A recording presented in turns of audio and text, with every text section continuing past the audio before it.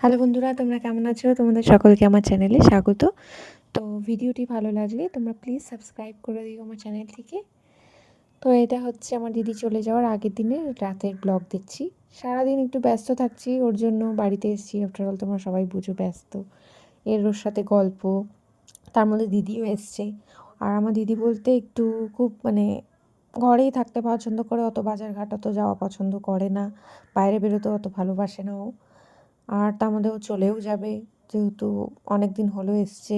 দিদির ছেলের এক্সামও আছে, স্কুল বন্ধ ছিল গরমের ছুটিতে, খুললেই ওর এক্সাম চালু পরের দিন থেকেই। তাই ও চলে যাবে, তাই ভাবলাম ওকে একটু এসছে যখন কিছু রান্না করে খাওয়াই।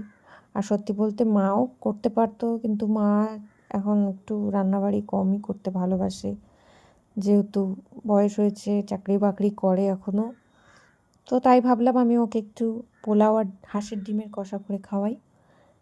তো ডিম কষাই খেতে ভালোবাসে। তো ব্যাস, রাতের ডিনার এভাবে কমপ্লিট করলাম পোলাও আর ডিম কষা দিয়ে। তো তারপরে একটু সবাই মিলে একটু মুভি দেখছিলাম, আর একটু গল্প। নিশ্চয়ই মুভি তো শুধু শুধু দেখা হবে না।